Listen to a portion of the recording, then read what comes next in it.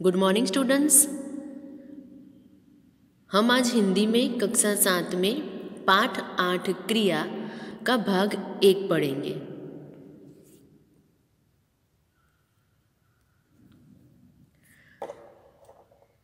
पाठ 8 क्रिया। बच्चों, क्रिया यानी हम जो कार्य करते हैं, हम जो काम करते हैं उसको क्रिया कहते हैं।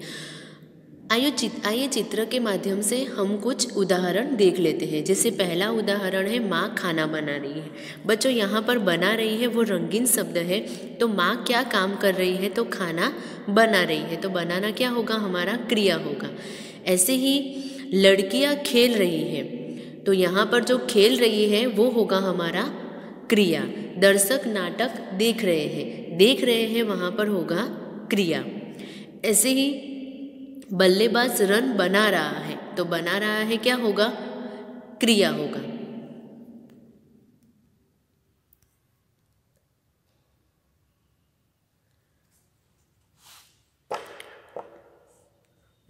मोहित बीमार है। मेरे दादाजी कहानी सुनाते हैं। किताबें अलमारी में है, वह फल खा रहा है। तो उपयुक्त चित्रों में से पहले 4 चित्रों में क्रमशः खाना बनाए जाने, खेले जाने, नाटक देखे जाने और रन बनाए जाने के कार्यों का बोध हो रहा है, यानी कि कौन सा कार्य हो रहा है वो वहाँ पर बताया गया है। ऐसे ही चित्र 5, 6 और 7 में क्रमशः मोहित, बूढ़े दादाजी और किताबों की स्थिति या अवस्था का बोध हो रहा है। ये सभी क्रिया है। अतः कहा जा सकता है कि जैसे यहाँ पर हमने देखा बच्चों 5, यहाँ पर जो उदाहरण हमने देखी उसमें है मोहित बीमार है, तो यहाँ पर है क्रिया होगा। ऐसे ही बूढ़े दादाजी, मोहित और किताबों की स्थिति या अवस्था का बोध हो रहा है, यानी किताबें अलमारी में है, तो यहाँ पर है क्या होगा? हमारा क्रिया, यानी कि उनकी स्थिति या अवस्था का बोध हो रहा है, तो ये सभी भी क्या होगा? क्रियाएं होगा। अतः कहा जा सकता है कि जिन शब्दों से किसी कार्य के होने या किए जाने का, किसी व्यक्ति या वस्तु की स्थिति का या किसी घटना के घटित होने का बोध होता है, उन्हें क्रिया कहते हैं। जिन शब्दों से किसी कार्य के होने या किए जाने का, किसी व्यक्ति या वस्तु की स्थिति या किसी घटना के घटित होने का अगर बोध होता है तो उन्हें क्रिया कहते हैं। यानी कि कार्य के होने या किए जाने का भी होता है और किसी व्यक्ति या वस्तु की स्थिति या किसी घटना के घटित होने का भी बोध हो, उन्हें हम क्या कहेंगे? क्रिया कहेंगे। अब कुछ उदाहरण हम लोग देख लेते हैं। निम्नलिखित पद्यांश के रंगीन शब्दों पर ध्यान दीजिए। जैसे ब्रह्मा से कुछ लिखा भाग्य में मनुज नहीं लाया है, अपना सुख उसने अपने भुजबल से ही पाया है। ब्रह्मा से कुछ लिखा भाग्य में मनुज नहीं लाया है, अपना सुख उसने अपने भुजबल से ही पाया है।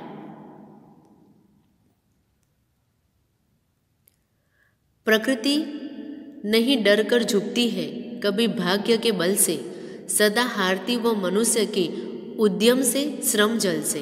तो उपयुक्त रंगीन शब्द क्रिया है। जैसे यहाँ पर हमने देखा रंगीन शब्द कौन कौन सा है? लिखा, लाया, पाया, डरकर, झुकती है, हारती, ये सभी क्या है? हमारी क्रियाएं हैं।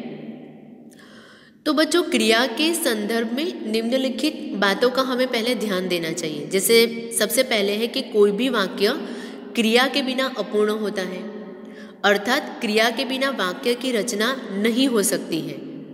अगर कोई भी वाक्य हो वो क्रिया के बिना क्या होता है? अपूर्ण होता है, क्योंकि क्रिया के बिना वाक्य की रचना नहीं हो सकती। जैसे उदाहरण के द्वारा मैं आपको समझाऊं कि मैं प्रतिदिन व्यायाम करता हूँ, तो करता हूँ यहाँ पर क्या हुआ? क्रिया हुआ। ऐसे ही हम सब भारतीय हैं, तो यहाँ पर है क्रिया हुआ। हमें मन लगाकर पढ़ना चाहिए, मन लगाकर पढ़ना चाहिए, तो लगाकर पढ़ना चाहिए वो क्या होगा? हमारा क्रिया होगा। तो कोरिया ने स्पेन को हराकर विश्व फुटबॉल प्रतियोगिता के सेमीफाइनल में प्रवेश किया। इरफान पठान को मैन ऑफ द मैच पुरस्कार मिला।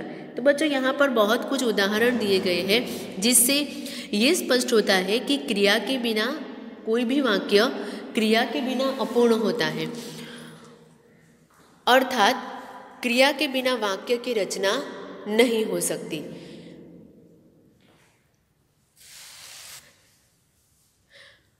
कभी कभी इस प्रकार के प्रयोग भी देखने में आते हैं, जैसे पहला यहाँ पर उदाहरण दिया गया है कि राम, श्याम क्या तुम कल मेरे घर आ सकते हो? श्याम, नहीं। नहीं शब्द अपने आप में पूरा वाक्य है। यहाँ पर नहीं में पूरा वाक्य नहीं दिया गया है, सिर्फ पूछा गया है कि श्याम क्या तुम कल मेरे घर आ सकते हो, तो उसका उत्तर था यानी उसका जवाब था नहीं। लेकिन नहीं शब्द भी अपने आप में क्या होता है, एक पूरा वाक्य होता है। इसका अर्थ है नहीं, मैं कल तुम्हारे घर नहीं आ सकता हूँ, यानी नहीं सिर्फ यहाँ पर शब्द दिया गया है, लेकिन वो कहने क्या जा रहे हैं, वो ये कहने जा रहे हैं कि नहीं, मैं कल तुम्हारे घर नहीं आ सकता हूँ। दूसरा उदाहरण है यहाँ पर, माँ, बेटा मैं तुम्हारे लिए नाश्ते में क्या बनाऊँ?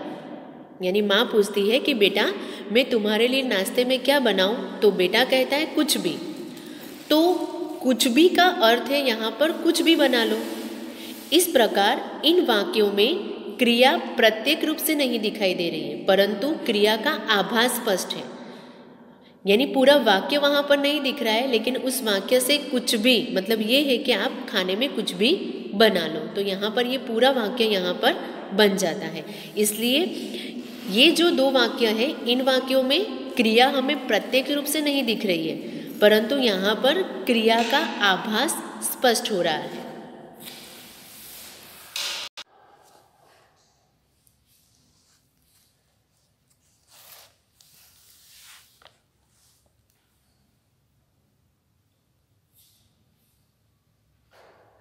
क्रिया शब्द विकारी शब्द होते हैं, अतः लिंग, वचन व कारक के कारण इनका रूप बदल जाता है।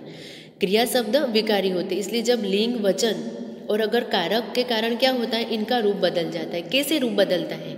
जैसे हम उदाहरण देखें तो पहला उदाहरण है वह खेल रहा है, और दूसरा है अगर वचन में परिवर्तन होगा तो क्रिया में भी उसका परिवर्तन होगा। वह खेल रहा है और वे खेल रहे हैं। खेल रहा है का यहाँ पर होगा खेल रहे हैं, यानी यहाँ पर वचन के कारण इसका परिवर्तन हो रहा है। ऐसे ही दूसरा उदाहरण है बालक पढ़ रहा है। पहले उदाहरण में हमने देखा उसमें किसके कारण परिवर्तन हो रहा है? वचन के कारण। यहाँ पर लिंग के कारण परिवर्तन हो रहा है। बालक पढ़ रहा है, तो अगर हम उसका लिंग परिवर्तन करें तो लिंग परिवर्तन होगा उसका बालिका पढ़ रही है।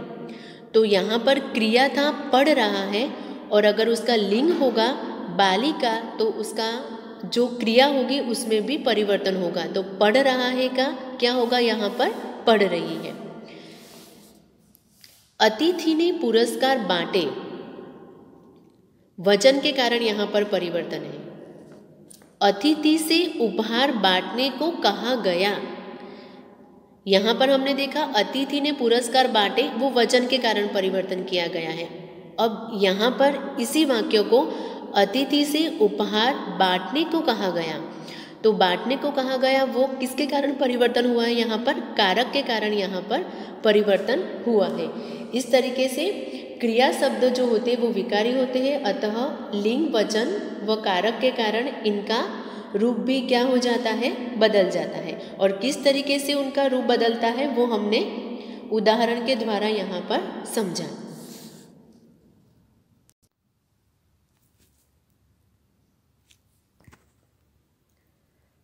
वाक्य में क्रिया के आधार पर ही कर्ता के लिंग, वचन, कारक और काल का अनुमान लगाया जा सकता है।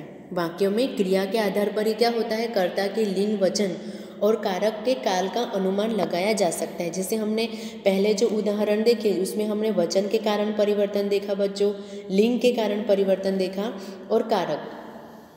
तो इसके द्वारा हम काल का अनुमान भी लगा सकते हैं। तो कैसे? जैसे लड़की पर्वत पर रस्सी के सहारे चढ़ रही है, ठीक है, तो यहाँ पर क्रिया कौन सा होगा? लड़की किसके सहारे लड़की पर्वत पर रस्सी के सहारे चढ़ रही है। तो चढ़ रही है वो क्या होगा, हमारा क्रिया होगा। अब क्रिया चढ़ रही से पता चलता है कि कर्ता क्या है, स्त्रीलिंग है। चढ़ रही है तो क्रिया से ही पता चलता है, चढ़ रही से ही पता चलता है कि वो क्या है, स्त्रीलिंग है। एक वचन है और पर्वत पर चढ़ने की क्रिया अभी हो रही है। जैसे मैंने आपको बताया कि वाक्य में क्रिया के आधार पर ही कर्ता के लिंग, वचन, कारक और काल का अनुमान लगाया जा सकता है। तो यहाँ पर एक उदाहरण बताया गया है कि लड़की पर्वत पर रस्सी के सहारे चढ़ रही है। तो चढ़ रही है से पता चल रहा है कि वो क्या है, स्त्रीलिंग है। और चढ़ रही है उससे यही पता चल रहा है कि वो एक वचन है।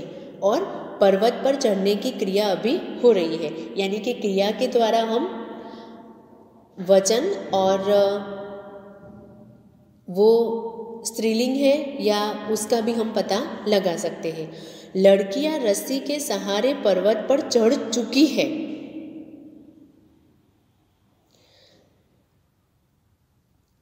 क्रिया यहाँ पर चढ़ चुकी है से पता चलता है कि कर्ता क्या है, स्त्रीलिंग है। ठीक है, वो बहुवचन है। क्यों? क्योंकि लड़कियां रस्सी के सहारे पर्वत पर चढ़ रही है, तो वो बहुवचन हुआ और चढ़ाई की क्रिया भी समाप्त हो चुकी है। जैसे पहले उदाहरण में हमने देखा कि चढ़ रही है, यानी पर्वत पर चढ़ने की क्रिया अभी हो रही है, वो समाप्त नहीं हुई है, क्रिया अभी चल रही है। और दूसरे उदाहरण में हमने देखा कि पर्वत पर चढ़ चुकी है, यानी कि चढ़ाई की क्रिया समाप्त हो चुकी है, यानी कि वो पूरी खत्म हो चुकी है।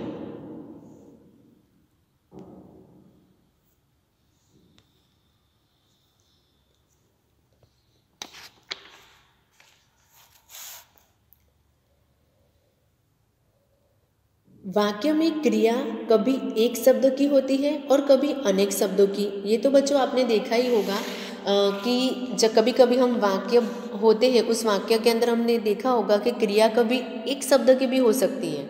जैसे मैंने आगे भी आपको उदाहरण दिए, उसमें कुछ वाक्य के अंदर केवल क्रिया एक शब्द की थी, तो कुछ वाक्यों के अंदर क्रिया अनेक शब्दों की भी होती है।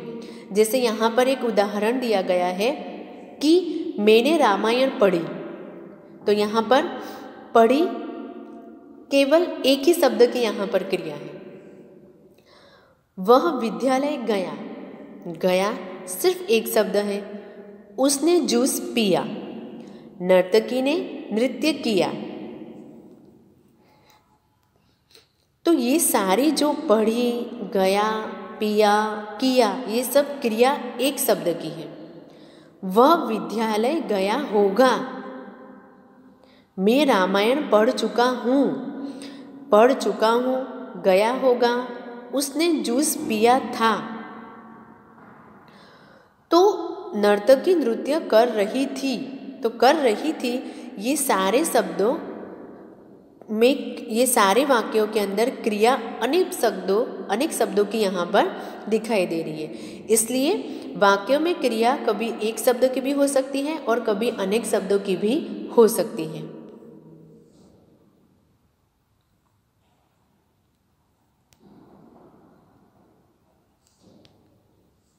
तो बच्चों यहाँ पर हमने क्रिया किसे कहते हैं उसकी परिभाषा देखी कि जिन शब्दों से किसी कार्य के होने या किए जाने का, किसी व्यक्ति या वस्तु की स्थिति या किसी घटना के घटित होने का बोध होता है, उन्हें हम क्रिया कहते हैं।